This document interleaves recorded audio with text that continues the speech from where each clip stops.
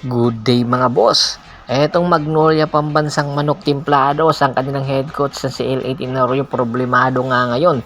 Tatlong sunod na nga po na pagkatalo ang kanilang natatamo, kaya nga naghahanap na siya ng supporting na big man kay Umot kasi hindi kakayanin kung si Umot lang, at kung hindi sila magpapalit ng import, dapat kinakailangan nila magpalalim ng kanilang big man rotation. At isa nga sa mga kinukonsidera bilang bagong big man ng Magnolia Pambansang Manok Timplados ay itong si Christian Standhardinger. Opo, nasa bansa na nga po ito ngayon, at ayon sa mga ulap, kinakausap na daw ito ng Magnolia Pambansang Manok Timplados. Huling nakitang nakapaglaro itong si Christian Standhardinger noong 2024 sa Terra Firma Jeep. At the age of 36, marami na nga pong achievement ito si Christian Standhardinger sa PBA. 4-time PBA champion, Commissioner's Cup, Philippine Cup, Governor's Cup, Commissioner's Cup. Ito po yung mga kampyonato niya.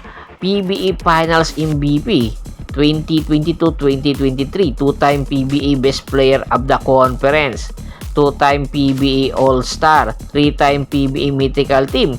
Iilan lang po ito sa kanyang mga credential na po pwedeng sandalan ni Tenorio. At the age of 36, meron pa pong ibubuga itong si Christian Standhardinger, kaya hindi kataka-taka po na gustong kunin itong ni L.A. Tenorio. Pagpapalalim po sa lineup ng Magnolia. Alam naman po natin yung Magnolia, yung tanging big man na meron sila na po pwede pang tapat ay itong si Ian Sanggalong na nagkakaedad na rin. Pero iba pa rin po kung si Christian Standhardinger yung gagamitin mo. Di katakataka na itong si L.A. Tenorio mas gamanya yung galawan ni Christian Standhardinger kesa kay Ian Sanggalang, kaya hindi rin katakataka na yung minuto nitong si Ian Sanggalang talagang bumababa. Sasandalan talaga, at ayon nga sa ulat, kinakausap daw ni L.A. Tenorio itong si Christian Standhardinger, at ang possible nga na magiging kapalit netong si Christian Standhardinger kung sakaling matuloy sa Magnolia papunta ng Terra Firma Jeep ay itong si Ian Sanggalang. At the age of 34, ilang kampyonato na nga po ang nakuha nito. 4-time PBA champion, 2014 Commissioner's Cup, Governor's Cup, dalawa po sa Governor's Cup at isa sa Philippine Cup. So nakakapag Grand Slam na po ito sa ilalim ni Coach Tim Con.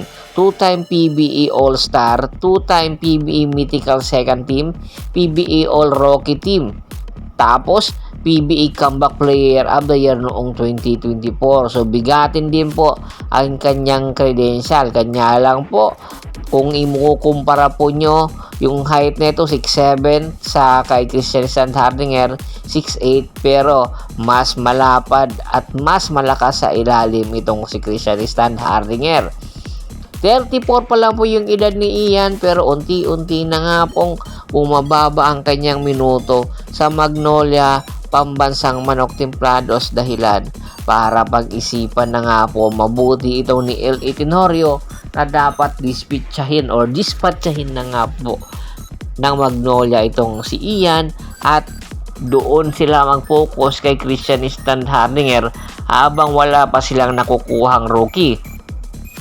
At kung merong rookie sila na makukuha, mas maigi, makukuha talaga nila si Christian para nang sa ganon ay maturuan yung kanilang mga rookie. Alam naman po natin na willing si Christian Standhardinger na matuto or makatulong sa mga rookie. Kaya itong si Ian at si Christian Standhardinger, anytime po pwede pong mangyari ang negotiation na magaganap na matutuloy, dahil malapit na nga po ang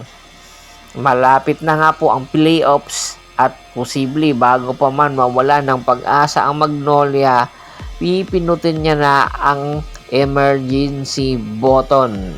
Tingin nyo ba magiging patas ito?